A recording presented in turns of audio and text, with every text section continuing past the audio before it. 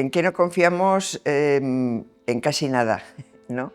Confiamos en núcleos pequeños, ¿no? El núcleo familiar, el núcleo de amigos, pero la confianza, pues en la política es evidente que cada vez confiamos menos, confiamos poco en las instituciones, porque no cumplen las expectativas que ponemos en ellas. Confiamos poco en las grandes corporaciones, sobre todo porque bueno, pues nos perdemos un poco, ¿no? en las multinacionales y en esas empresas que deberían dar servicios, pero cuesta mucho entender que realmente están dando un servicio. En la inteligencia artificial nos ayuda, obviamente, y es un progreso, pero nos complica la vida también en muchas ocasiones, ¿no? Las relaciones personales han ido decreciendo, ¿no? Porque todo lo hacemos a través de pantallas, a través de máquinas, a través de robots que nos contestan, que nos preguntan cosas que no son las que queremos contestar. Es decir, es un mundo que se nos hace bastante hostil. La sociedad está cambiando mucho, hay necesidades muy nuevas y tampoco vemos una disposición clara a atender a esas necesidades, esos retos, a resolver grandes problemas como son el problema migratorio, el cambio climático. Se habla mucho, ¿no? Pero no se acaba de ver que exista una esperanza, ¿no? De que las cosas, bueno, pues los que pueden hacer más estén en condiciones de hacerlo. Yo no creo en fin, que la política vaya mucho peor que otras cosas, pero claro, es que todo se politiza. En cuanto algo se convierte en un problema, se politiza, es muy difícil verlo separado de la confrontación política, y por eso pues yo creo que esa desconfianza política se va extendiendo, pero sobre todo el foco está puesto en los representantes políticos que no acaban de dar la talla. Siempre el Parlamento siempre ha sido un poco una olla de grillos, ¿no? Pero yo creo que sí, que hemos llegado a unos extremos, ¿no? También por la subida de los partidos de extrema derecha y a veces de extrema izquierda también, que no querría culpar solo a la política, porque por ejemplo que gobierne Trump en Estados Unidos, pues lo han votado más de la mitad o casi la mitad de los electores, por lo tanto, y un segundo mandato, sabía muy bien quién era, ¿no? Entonces, es todo, ¿no? Que se ha distorsionado mucho, se ha pervertido mucho, y se desvirtúa el sentido que debería tener la democracia. Sí, somos privilegiados porque vivimos en el mundo más desarrollado, en el mundo teóricamente más civilizado, lo cual es una palabra en fin, que podríamos discutir mucho aplicándonosla a nosotros mismos, pero si nos comparamos pues, con eso, con los migrantes que llegan cada día en esas embarcaciones que muchas veces se quedan a medio camino, pues realmente somos privilegiados. Y el mundo en general está viviendo en su mejor época, quizá, ¿no? Porque todas las mujeres, por ejemplo, pues hoy están viviendo una vida mejor que hace 100 años, que es cuando se consiguió, los sufragistas consiguieron la primera emancipación, el voto para la mujer.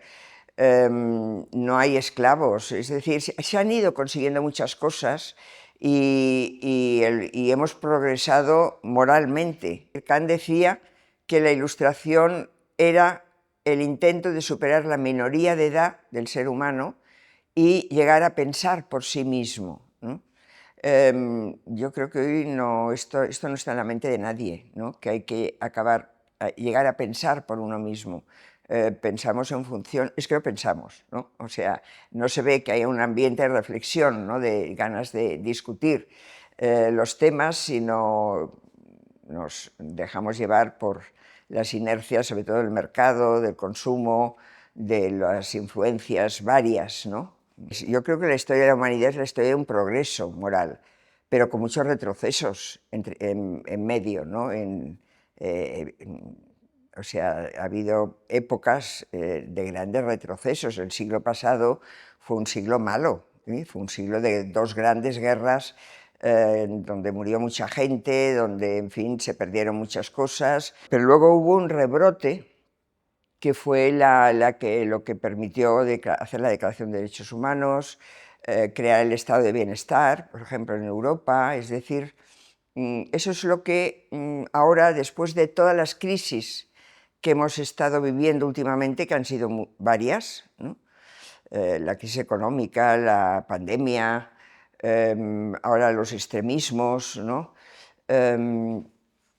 Sería el momento, ¿no?, de dar un salto hacia un mundo distinto, algo distinto. Pero hay que educar de otra manera, ¿no? Obviamente hay que tener más en cuenta en la educación que hay que formar la personalidad, hay que contribuir, todos los agentes que contribuyen en la educación, que yo diría son todos los adultos, ¿no? No solo la familia, no solo la escuela, sino los medios de comunicación, la clase política, las empresas, en fin, todo el mundo contribuye, ¿no?, a la formación de los más jóvenes. Cuando se piensa en la formación, se piensa en una formación muy instrumental, ¿eh? ¿Qué conocimientos transmitir para integrarlos en un mundo que es un mundo laboral determinado, que tiene unas necesidades de trabajo, de conocimiento, de innovación, de desarrollo, pero pensamos menos, o sea, hemos eliminado de alguna forma, o lo dejamos para que lo hagan otros, y finalmente no lo hace nadie, ese cómo contribuir a que se forme. Yo hablo de forjar el carácter de las personas. Hoy, cuando se habla de la soledad, sobre todo la soledad no deseada, ¿no?, que es una expresión que aparece mucho actualmente, se piensa sobre todo en la soledad de los mayores, ¿no?, en la soledad de las personas que se han ido quedando solas, porque es algo que es intrínseco, la soledad, a las mayores esperanzas de vida, ¿no? Las personas que tienen el privilegio de vivir más, si podemos llamarle privilegio, porque si atendemos a detalles, pues habría que poner en duda que sea un privilegio siempre, ¿no? Pero las personas que viven más, pues van perdiendo, pues, la pareja, van perdiendo los amigos, van perdiendo las posibilidades de relacionarse, van perdiendo facultades que también las distancian del mundo, tienen una especie de cansancio de vivir, ¿no?, que ante las novedades como la inteligencia artificial, ¿no?, es solo que sea más difícil, sino que hay como una especie ya de decir, bueno, esto ya no tengo ganas, ¿no?, de meterme en aprender otra cosa. Claro, eso es algo que deberíamos aprender a corregir, porque la esperanza de vida debería ir acompañada también de una reflexión sobre y una serie de prácticas, no solo una reflexión sobre cómo hacer para que las ganas de vivir no se pierdan. Yo he citado muchas veces un libro de una bióloga italiana, Rita Levi Montalcini, que fue premio Nobel, que escribió un libro, murió muy mayor, murió con 103 años, creo, y escribió un libro, fue el último que escribió, con el título El as en la manga. Y decía que las personas deben tener un as en la manga para precisamente hacer frente a la vejez con ganas, ¿no?, gozando de la vida. Ese as en la manga pueden ser muchas cosas, puede ser la música, puede ser el arte, puede ser la lectura. Claro, las artes liberales, que curiosamente con el liberalismo han desaparecido, ¿no?, o tienen muy poco prestigio, son quizá las que más nos pueden ayudar, si estamos en condiciones materiales, claro, si perdemos la vista, pues ya no podemos leer. Pero si las condiciones corporales, materiales, acompañan un poco, ¿no?, son las que más nos pueden, como la relación con los demás, la relación de amistad. Hoy la inteligencia artificial, no sé hasta qué punto está destruyendo esa relación personal de amistad, ¿no?, porque es una comunicación a través de las redes, muy artificial. Puede ser traumático, ¿no? El niño que no llega a saberse, que le cuesta llegarse a relacionar bien con los demás, o que se ve que le atacan. Bueno, el bullying es un fenómeno que ha existido siempre, pero que hoy parece que tiene características específicas, ¿no?, que también se analizan poco. Pero sobre todo la adolescencia, cuando hablamos, pues, por ejemplo, del suicidio entre jóvenes, que crece y que tiene una base en ese sentirse desamparado, ¿no? O sea, es una soledad sin protección ninguna, es una soledad no buscada, ¿eh?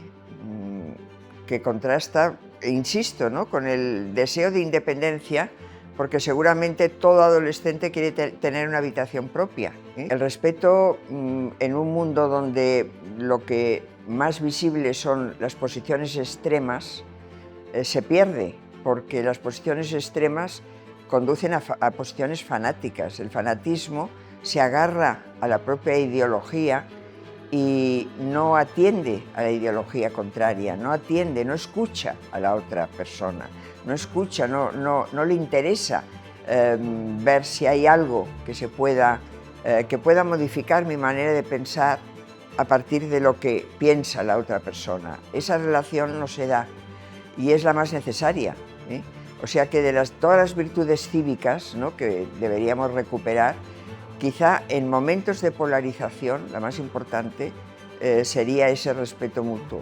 Hay que regularla en términos generales, es decir, hace falta que los gobiernos y los supragobiernos, es decir, que haya una regulación, porque estamos hablando de cuestiones que no dependen solo de gobiernos locales, sino que es más mundial, pero tenemos también que insistir en lo que decía antes del autodominio, ¿no?, una capacidad de autorregularnos con respecto al uso que hagamos de todas las ventajas que ofrece la inteligencia artificial, ¿no?